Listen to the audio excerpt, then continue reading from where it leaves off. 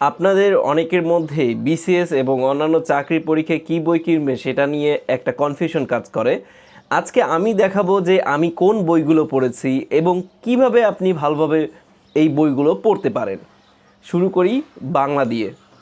বাংলাতে আমি অনেক বই পড়ার পরে দেখলাম যে আসলে বাংলা আমি কম পড়ে যদি বেশি রিভিশন দেই তো সেটা আমার জন্য বেশি ইফেক্টিভ। এই জন্য আমি মূলত প্রিসেপ্টর ডাইজেস্টের যে বাংলা ব্যাকরণ এবং সাহিত্য অংশ সেটা এখান থেকে পড়েছি। এখন কথা হচ্ছে এগুলো পড়লে কিন্তু আপনি হয়তো বুঝবেন না, কারণ এগুলোর সাথে এমসিকিউ অ্যাড করা নেই, যার ফলে কোন কন্টেন্টটা ইম্পর্টেন্ট কোন কন্টেন্টটা ইম্পর্টেন্ট না সেটা কিন্তু বুঝতে একটু কষ্ট হবে। তো যারা কম পড়ে বেশি কমন ফেলতে চান তাদের জন্য হচ্ছে ডাইজেস্টের বাংলা ব্যাকরণ এবং সাহিত্য অংশটা সাজেস্ট করব। এবং যাদের হাতে 1 বছরের মতো সময় আছে তারা ডাইজেস্ট দিয়ে শুরু করবেন না, তারা হচ্ছে অগ্রদূত, অন্বেষণ, অভিযাত্রিক এই বইগুলো কিনবেন এবং একটু টাইম নিয়ে পড়ার চেষ্টা করবেন। তাহলে দেখা যায় কি, কঠিন যদি প্রশ্ন হয় সেক্ষেত্রে ওই বইগুলো থেকে আপনার কমন বেশি আসবে। আর এই বই হচ্ছে মডারেট লেভেলের কমন আপনাকে দিবে, যে ইজি হলে আপনি ম্যাক্সিমাম পারবেন, যদি কঠিন হয় তাহলে দেখা যায় 50 থেকে 60% আপনি কমন পাবেন।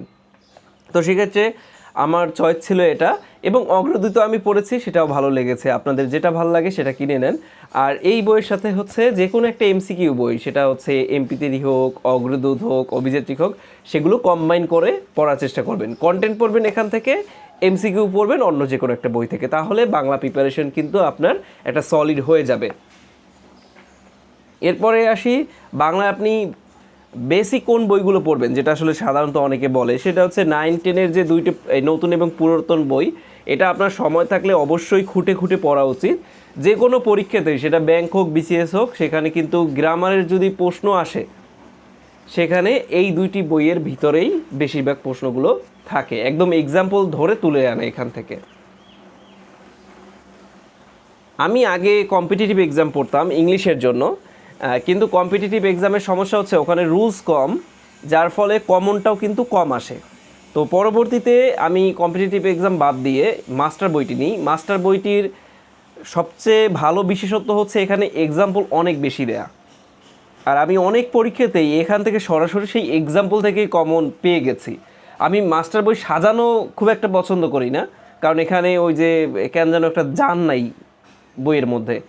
কিন্তু এক্সাম্পলগুলো যদি আপনি বারবার সলভ করেন, একটা চ্যাপ্টার পড়েন, দেন হচ্ছে এক্সাম্পলগুলো পড়েন, সেই এমসিকিউ থেকেই কিন্তু কমনগুলো চলে আসবে, কাছাকাছি প্রশ্ন চলে আসবে। তো তাতে কিন্তু ব্রেন খাটাতে কম হবে। যারা ইংলিশে অনেক দুর্বল তাদের উচিত এই বইয়ের যে গুরুত্বপূর্ণ অধ্যায়গুলো, সেটা আমার একটা ভিডিও আছে কীভাবে মাস্টার বই কাটবেন, সেটা দেখে দেখে গুরুত্বপূর্ণ চ্যাপ্টারগুলো আইডেন্টিফাই করুন এবং সেই অনুযায়ী আপনার হচ্ছে প্রিপারেশনটা নিয়ে নেন।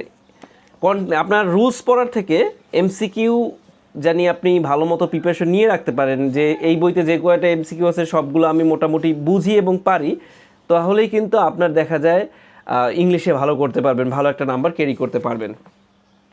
ও আরেকটা বিষয় বলে রাখি, সেটা হচ্ছে যারা এখন ফার্স্ট ইয়ার সেকেন্ড ইয়ারে আছেন অনার্সে, সেক্ষেত্রে এই বইটা পুরোটা পড়ে রাখবেন। এর ফলে দেখা যায় ইংলিশে আপনি কখনো আর ওই যে ভয় থাকবে না যে আসলে কোথা থেকে প্রশ্ন এসেছে। এটা আয়ত্ত থাকলে আপনার ইংলিশ ভীতি একদম দূর হয়ে যাবে। এছাড়াও এই যে মাস্টার ছাড়া গোছানো দিক থেকে আগানো আছে ইংলিশ টিউটর এবং হচ্ছে ইংলিশ এসওএস যেটা বলে, এই বইগুলো, এগুলো একটু ঘেটে দেখে নিন। আমার কাছে আপাতত যেহেতু মাস্টার ছিল, আমি নিজে যেহেতু মাস্টার পড়েছি, সেহেতু এটাই আপনাদেরকে সাজেস্ট করছি। এই যে দেখেন, মাস্টার বই হচ্ছে আমি এরকম করে একটা মানে পার্ট বাই পার্ট আলাদা করে রেখেছিলাম। মাস্টার গ্রামারের জন্য আমি এতটুকু সিলেক্ট করেছিলাম, আর হচ্ছে মাস্টার ভোকাবুলারি, কারণ ওই যে ফ্রেজ, ইডিয়মস, প্রিপোজিশন, স্পেলিং, এগুলো দিয়ে আবার একটা অংশ বানিয়েছিলাম। আর কম্পিটিটিভ এক্সাম থেকেও আমি কয়েকটা টুকরো রেখে দিয়েছিলাম নিজের জন্য। এই এতটুকু ছিল, এতটুকুই আমি পড়তাম সব সময়। এগুলো পড়েই হচ্ছে 3টা প্রিলি বিসিএস ক্র্যাক করেছি। আচ্ছা, তারপর হচ্ছে সাহিত্যের জন্য, ইংলিশ সাহিত্যের জন্য আমি আগেই একটা ভিডিও দিয়েছিলাম, সেখানে হচ্ছে আমি প্রথম শুরু করি হচ্ছে এই বইটি দিয়ে, মিরাকলের যে ইংলিশ লিটারেচার বইটি, সেটা ভালোই লেগেছে। আর হচ্ছে পরবর্তীতে যখন রিভিশন দেওয়ার প্রয়োজন হয়েছে, তো এত বড় বই রিভিশন দিতে একটু টাইম লাগতো, তো আমি বই পরবর্তীতে চেঞ্জ করে হচ্ছে এই বইটি কিনি। Handbook on English literature. আর এটা দেখেন কত ছোট, খুব গুরুত্বপূর্ণ রাইটার এবং হচ্ছে লেখনী দিয়ে এই বইটি সাজানো। আমার কাছে এই বইটি সবচেয়ে ভালো লাগে, কারণ আমি একদিনের মধ্যে এটা রিভিশন দিতে পারি, যার জন্য আমি এটা এখন প্রেফার করি। আপনারা যারা অনেক বেশি নতুন টাইম আছে হাতে, সেক্ষেত্রে আপনারা মিরাকেল পড়তে পারেন একটু ডিপ পড়ার জন্য। আর যারা টাইম খুব কম, 6 মাস আছে হাতে, সেরকম মানুষ হলে এটা ছাড়া অন্য বই পড়ে আসলে খুব একটা বেনিফিটেড হবেন না। এখানে মোটামুটি যা কমন আসার আসবে। তারপর হচ্ছে জিকে, মানে বাংলাদেশ আর আন্তর্জাতিক। বাংলাদেশ আন্তর্জাতিক নিয়ে আপনাদের অনেক প্রশ্ন, যে এখানে ভালো কীভাবে করবে, এখানে তো অনেক নাম্বার। তো আমার কথা হচ্ছে এই বাংলাদেশ আন্তর্জাতিক নিয়ে আমিও অনেক বেশি ঘাটাঘাটি করেছি। আমার কাছে MP3 বই ছিল, আমার কাছে প্রফেসরের বই ছিল, ওগুলো পড়ছি আগে। কিন্তু ওগুলো থেকে হচ্ছে কি, যেহেতু একটা লিমিটেড রিসোর্স ছিল ওখানে, কমন মডারেট লেভেলে আসতো। জর্জের MP3 যে কথাটা আগে বলি, জর্জের MP3 আপনি যদি MCQ সহ কন্টেন্টগুলো পড়েন, আপনার আসলে জিকেতে মোটামুটি একটা লেভেলে চলে যাবেন। কারণ ওই লেভেলে দেখা যায় যে বিগত সাল বেস প্রশ্ন আসে, তা আপনি সর্বোচ্চ লেভেলে কমন পাবেন। কিন্তু যদি ডিফিকাল্ট আসে, ইনফরমেশন আসে, সেক্ষেত্রে ওখানে একটু ঝুঁকি থেকে যায়। সেক্ষেত্রে আমার পছন্দ হচ্ছে নাইম ভাইয়ের বেসিক ভিউতে তথ্য অনেক বেশি, কিন্তু আপনি যদি একবার বুঝে যান যে কী পড়তে হবে এবং কে ছেড়ে দিতে হবে, তাহলে এ বইয়ের উপরে BCS-এর জন্য আর কোনো বই হয় না। কারণ এটা বিগত সালের প্রশ্ন চ্যাপ্টারের শুরুতে দেওয়া থাকে, আপনার প্র্যাকটিসটাও সেভাবে হবে, কন্টেন্ট সেরকম থাকবে। তো বাংলাদেশ আর আন্তর্জাতিকের জন্য আমি বলবো বেসিক ভিউ আপনি একটু টাইম নিয়ে পড়েন, 6-7 মাস টাইম নিয়ে পড়েন।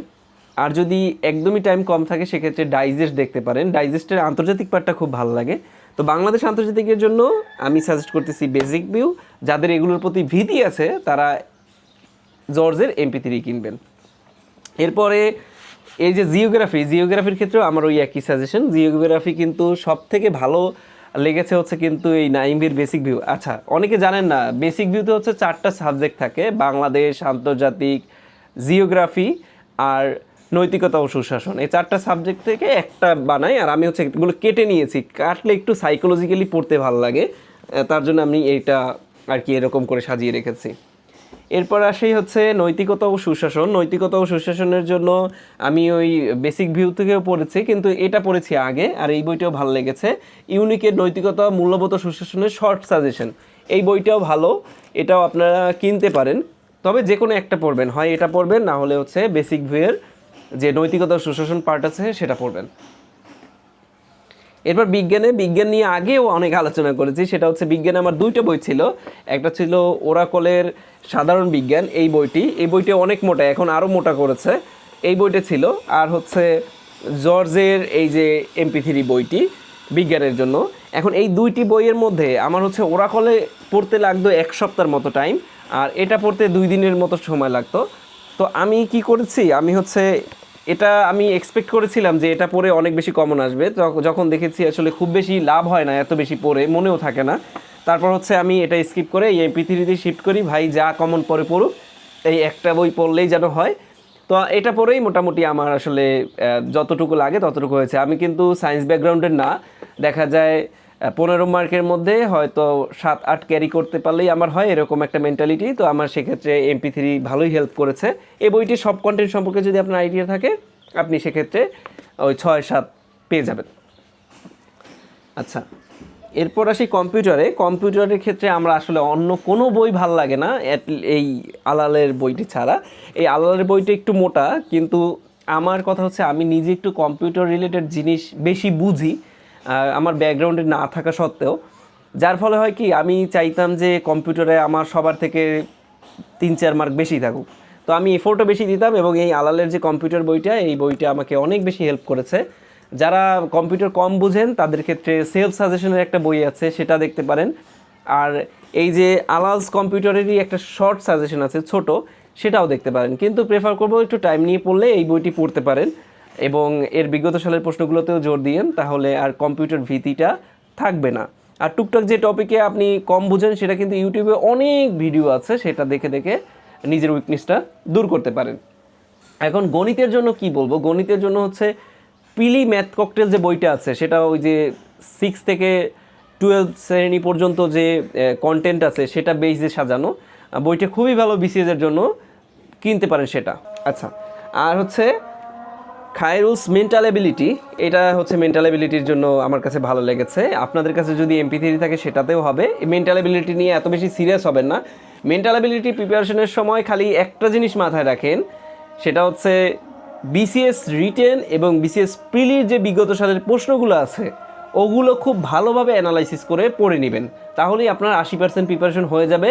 আর 20% প্রিপারেশন যতটুকু বাকি থাকে সেটা এই যে কোনো একটা বইয়ের পুরো কন্টেন্ট শেষ করলে আপনি কিন্তু বুঝে যাবেন। তো এতটুকুই। সামনে হয়তো রিটেনের একটা ভিডিও দিব। আমি হচ্ছে বাসা ছেড়ে দিচ্ছি, যার জন্য একটু তাড়াহুড়ো করে আপনাদের জন্য ভিডিও বানানো লাগছে। আমার জন্য দোয়া করবেন, আর আপনাদের সকলের জন্য শুভকামনা। আমাকে সময় দেওয়ার জন্য অসংখ্য ধন্যবাদ।